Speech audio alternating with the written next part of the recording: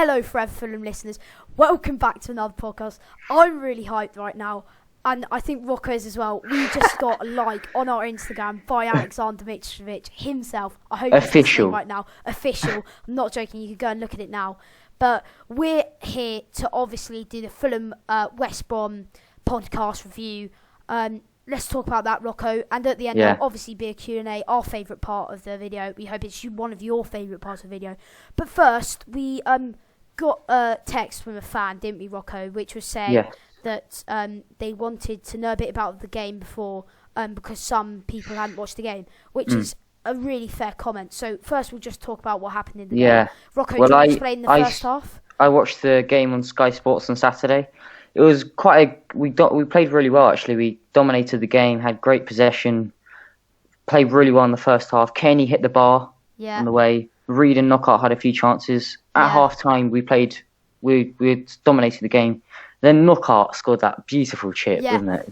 It's just got it around the goalie. I think it was 70% made to try and score, but I saw the expressions on the other fans' faces. I mean, there were a few laughs there. But you know, on the comment on the interview, he said that he didn't mean to shoot. He tried to cross. To be honest, I can see his celebration, but it's a goal. It counts, and it's Anthony Knockout, and it was a great finish, and he's from a great man. I feel like he's one of our best players. So we scored that goal then, and then in the 84th minute, I can't remember who. 80th minute. 80th minute, sorry. Yeah. Who scored? Ajayi. And he scored in the 84th minute. 80th, sorry. That was Leeds who scored in the 84th minute, Eddie Nketiah. He scored in the 80th minute to make it 1-1, and it ended up being 1-1. But the possession rates were incredible. Fulham were all over them. We had the ball so much. And just to let you know, we couldn't have Harry Arter in the side, so we had Harrison Reed there in the side. He was amazing. Oh my gosh. Both of us, go and check out @forever_Fulham on Instagram. That's where we do our player ratings, and we rated Harrison Reed the best. I just thought it wasn't good enough from Betts in that mistake. We got more detail on it later from a question, but I just thought we should have come away with the win in the end. We played so well. It's just it feels more like a loss of 2 points than gaining a point for me. We should have won. Yeah. But that was basically, it was a 1-0 draw, and basically we're in 11th place now, so we're not doing too well. I'm actually really happy with Fulham. I couldn't be happier. Yeah. We played amazingly. We had passion in that game. We had fight. Sorry, just like my mic might have gone a bit weird then. Just like we've had in previous games, Knockout has just had the energy and stuff. And this game, we had possession. We were all over there. We were attacking all the time, especially with Bobby Reed on the side at centre mid. It gave us more of an I liked that lineup. I actually quite liked it compared to Johansson. A bit of a fresh legs, a new guy in the starting lineup. He played really well, actually. I was impressed. Harrison Reed, Ginger Iniesta, he's going to be signing for Barcelona soon. Yeah, I actually really like that midfield. Harrison Reed, Kearney. I'm not sure Arsenal's actually going to get back in the side after that, because he could, but Bobby Reed and Johansson, I can see them being much better, especially Bobby Reed. Right. I've got something interesting here, guys. We hope you enjoy this argument here between me and Rocco. It's going to kick off. It's a question from... who was it a question from? You at Dan Cubbin with 2 N's and 2 B's. At Dan Cubbin, he said, Betts out. Betts out? Well, personally, I think Bettinelli should be out because he didn't play well. But when that cross came in from the corner, I felt like it was really harsh on Bettinelli, how everyone was saying, it wasn't good enough from Bettinelli. But I felt if he didn't get there, and it was quite a difficult save, if he didn't get there, it would have been going in. And he tapped it away to the West Brom player. Fair enough, that's not a good thing to do, tapping it away to the opposition player. But there should have been someone marking that player. And I don't think Bettinelli mucked up as much. It still was bad, but I don't think he mucked up as much. Rocco, you've got different views. I just thought it was just shocking. I thought he could have easily just caught the ball, gone and threw it up to the attackers and gone on the counter-attack, but he looks really nervous at the back. I'm always nervous when I see him play. He just can't catch the ball. He was a bit like Rico at the end of last season. He couldn't catch the ball. And I think Rodak should be in for Sheffield Wednesday. He looks like a really young, good prospect, and he could be our future generation. He could be in our future generation starting 11. That'd be amazing. Let's talk about the front three. I thought Mitrovic, he had an average game. It wasn't the best game from him. I thought don't speak too negatively, because he just likes our Instagram. It was more of a. I'm going to be honest here. It was more of a skillful game, and I don't think there were many crosses in for Mitrovic. And that knockout one, I felt if it was an actual cross, Mitrovic would have got his head on it and done a really good job. I thought it was quite hard for him. I thought it was a very difficult game for him. And if there was a cross coming in, which is a good one, I felt he would have got a head on it and scored definitely. Cavallero. I feel like we've overrated him this season. I think we only rate him high when he scores, but he just hasn't played reasonably well. And he played well against Millwall, and he played well in the second half against Huddersfield. But apart from that, because he scored two or three good goals, I thought he's been very isolated, very out of the game. He wasn't in the game at all really against West Brom. I think Brian's very good at coming round the side and coming round the back from Cavallero and going forward and then crossing it in. But Cavallero sometimes doesn't open up options. Yeah, I've always thought Brian's a great left back. Yeah, I think Brian's my favourite player, 100%. I just put him on my iPad as in the background, and Mitrovic in the background as well. All the players in one of the photos. After that game, I was very positive. I was like, "Oh, we're in fourth place." But at the end of all the fixtures, we're down in 11th, which isn't the best. I know it's only been 7 games into the season. Yeah. But I just thought that's a bit. We haven't played too badly. I don't know how we're 11th. Yeah, I don't know how we're 11th as well. But Sheffield Wednesday, I think we can win that game. We might be doing a preview later in the week. I think we can do well. I mean, they just did beat Huddersfield 2-0 away, so Huddersfield away 2-0. So but I think that's not to do with Sheffield Wednesday. I think that's the thing with Huddersfield playing terribly. They've been terrible this season. The defence, I feel like they didn't have much to do, but their man marking wasn't incredible in the box. What do you think of Mawson and Ream, Rocco, and Steven Sessegnon? I thought they didn't play badly. They didn't really have much to do. They just keep possession at the back, but because we were very attacking. We just kept the possession the whole game. Harrison Reed, oh my gosh, he was amazing. The amount of tackles he had, the amount of determination, the amount of strength he had, even though he's so small, he just held off all the players. I don't know how he did it. He should definitely be if he's not in the starting lineup against Sheffield Wednesday. That's a bit harsh, I think. Yeah. And the tactics from Scott Parker are insane. He's been a great manager so far.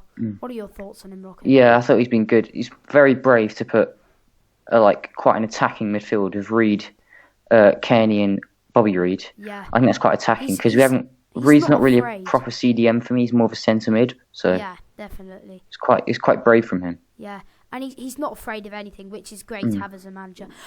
Right. On to hopefully your favourite bit, or maybe the other part of the podcast, your favourite bit. But we're going on to the Q&A, question and answer. We'll be doing every question. Every question that comes in, we'll answer it. So you'll be mentioned as well. So yeah, you'll be mentioned. You might as well. Why not do it? Okay, so I've got a question. Actually, as well. Get all your friends to come and follow at forever_Fulham because guess we what, really guys? We want to get higher and higher. We didn't really talk about probably Alexander Mitrovic, official player. He just liked our photo. So go look at our photo, like it, and look who's liked it. And go and follow Alexander Mitrovic and go and follow all the Fulham players for all their support. Right, shall I start with the question or you? Who do you want? I've got a question from Upside Downer. Okay. He said, how do you think the players are responding to the renovations at Craven Cottage? That's quite a good question. Oh, well, that's a good question. I think that the atmosphere's actually gone up from Fulham because the Riverside end's quite a posh end and we're still getting behind the players. And I feel they've been influenced. I guess at the last game that it was quite a lot of limbs in the Hammersmith end and we were doing very well. I think, the builder guy. Yeah. I think he's called Junior. I think he's created more of an atmosphere than the whole Riverside stand. I think the atmosphere is still amazing. So we're still getting behind the players, and it's still, I'd say for the players, I'd say they haven't really been affected at all. Yeah, they haven't really been affected. I think it could even be even better for them because the Riverside stand just a negative everyone. Right. Next question, and it's by @Arian Virdi. So that's VIRDI 10. Where do you think Fulham will finish, and where will they be at Christmas? I said I thought they'd be 5th. Rocco, where do you say they think they were? By the way, this is our last podcast, so we're not going to explain it now. So at Christmas, I think they'll finish 7th because I as I said last time, I don't think they have a great start to the season. Yeah.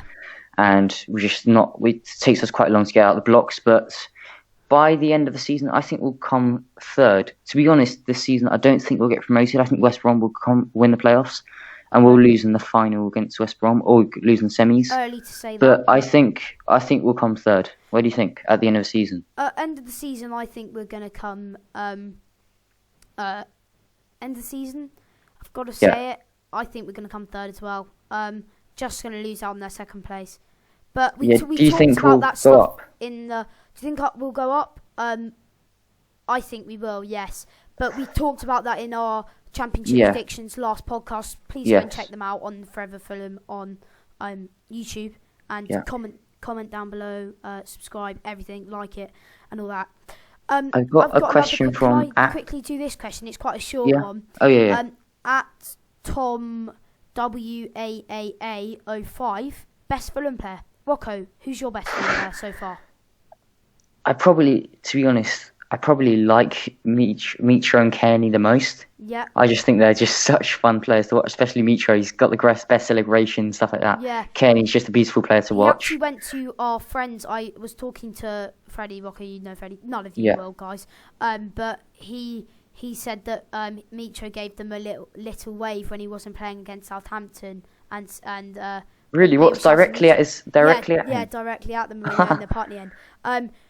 But I personally think Joe Bryan is a favourite for me. I feel he's a great left back. He always plays well for the side. And Knockhart, they've both got energy. I think they're both quite similar players, so they're the ones for me. Next question. From at Jago. Actually, my best. Did you say the best player or favourite, Tom? Best player. Oh, for best, I'd say it's Kearney for me. Okay. Who's for you? I think Brian.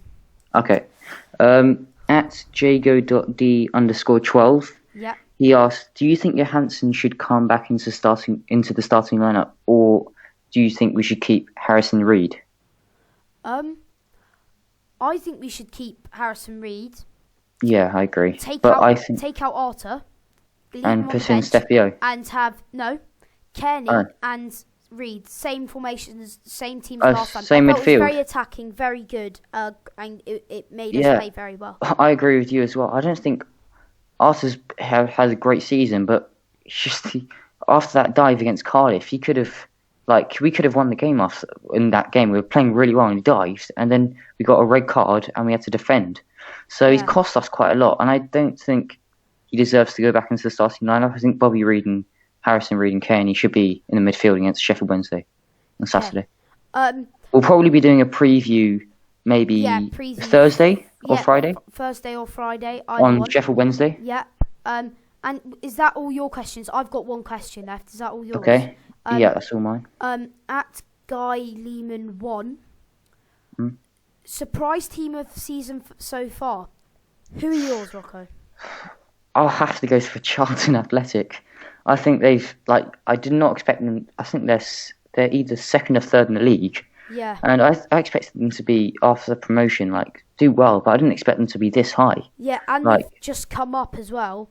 Yeah, exactly. By the way, they played really well. Sorry. By the way, Swansea and Charlton's mine. Swansea, they've just lost Daniel James, but they're still doing incredibly well. It was really surprising for me that these two clubs have done well. Yeah, Swansea. I think their managers and their players have got a lot of fight, and they're doing very well so far. At the beginning of the season, I thought Swansea wouldn't do too well, but they beat Leeds away 1-0. That's a really tough game. Yeah. And Charlton, they're just firing out the blocks. They haven't had the hardest games, but I think at the end of the season, Charlton will be in the middle of the playoffs, and I don't think Swansea will be first and Leeds second. But I don't think they'll. I think as the season develops, I think they'll slowly start to decrease in the league. I think they'll probably get to mid-table at the end of the season. So that's it for our Q&A. We really hope you enjoyed. Please Yeah, get we'll your be back. friends to watch, listen, and try and listen to the whole thing. I know they're long, but if you're into football, it'll be really interesting for you for our opinions into Fulham. Don't forget to go and follow us at forever_Fulham on Instagram. Yeah. We should have a preview on Thursday, Friday. Yeah, we'll be back about we'll talking be about doing the stuff chef. on our Instagram all the time, and we'll do interactive stuff with the fans. We'll probably and stuff. have around. It's usually about daily posts. Usually, Yeah. daily posts, and we'll be back talking about Sheffield Wednesday. That should be a cracker away at Hillsborough. Yeah. So see you guys, and come on, you Whites. See ya. Come on, you Whites.